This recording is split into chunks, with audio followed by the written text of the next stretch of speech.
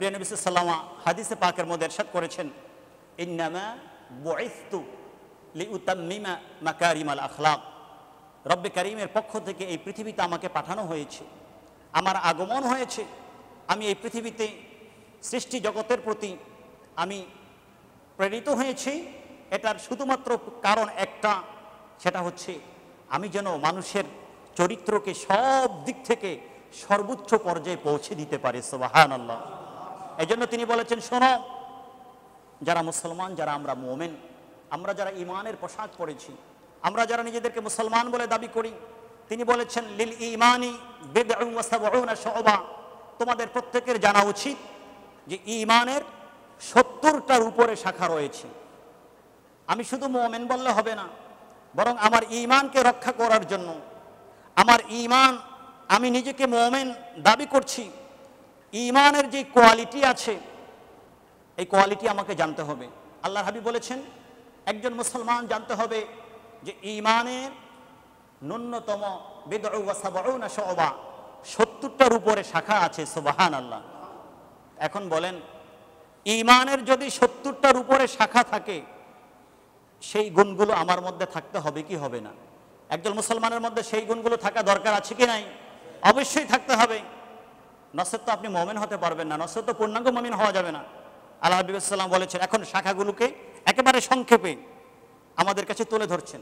হাদিসে পাকের মধ্যে বলেছেন, আফদালুহা কাউলু লা ইলাহা ইল্লাল্লাহ মুহাম্মাদুর রাসূলুল্লাহ সাল্লাল্লাহু আলাইহি ওয়া আলিহি ওয়াসাল্লাম।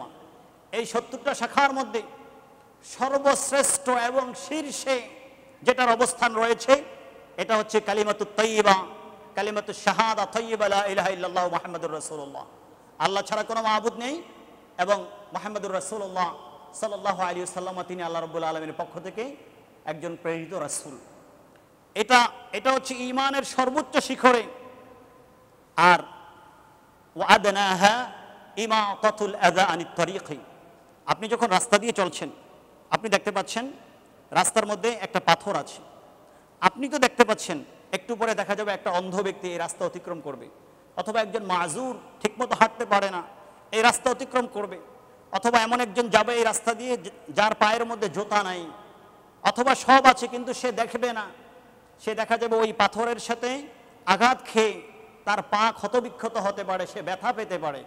এই জন্য আল্লাহর হাবিব আমাকে আপনাকে সবাইকে বলেছেন, রাস্তা দিয়ে যখন হাঁটবে, রাস্তায় মানুষকে কষ্ট দেওয়ার মতো কোনো জিনিস যদি তোমার চোখের সামনে পড়ে, তোমার ঈমান বলছে, তোমার আখলাক বলছে, ইসলামী আদর্শ বলছে, সাথে সাথে ওই জিনিসটাকে তুমি হাত দিয়ে উঠে ফেলবে।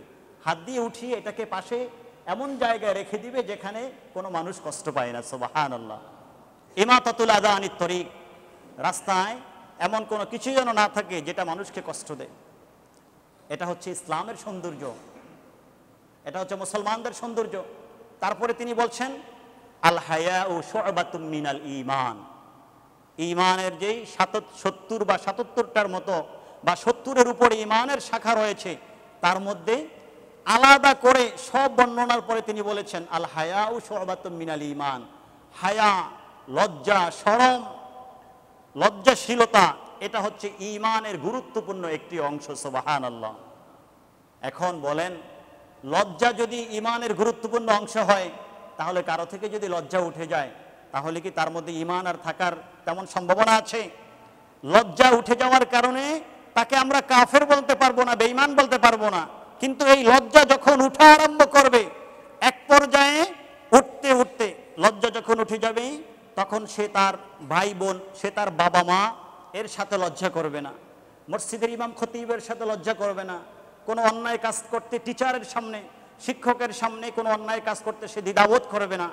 এভাবে আস্তে আস্তে আস্তে আস্তে লজ্জা উঠে গেল, সে বেপরোয়া হয়ে গেছে। স্পষ্ট মদের বোতল নিয়ে, নেশার বোতল নিয়ে ছোট্ট ছোট্ট বাচ্চারা ঘুরবে, কারণ এখন আর মা বাপের ব্যাপারে তাদের লজ্জা নাই। আস্তে আস্তে উঠতে উঠতে উঠতে উঠতে যখন দেখবে যে সৃষ্টির কারো প্রতি তার লজ্জা নাই, এখন আল্লাহ রাসূল থেকে তার লজ্জা উঠে যাবে। আল্লাহ রাসূল থেকে যখন লজ্জা উঠে যাবে, তখন রব্বে করিম স্রষ্টা থেকে তার লজ্জা উঠে যাবে। যখন স্রষ্টা থেকে লজ্জা উঠে যাবে, এই ব্যক্তি আস্তে আস্তে ঈমান হারা হয়ে বেঈমানের দিকে চলে যাবে।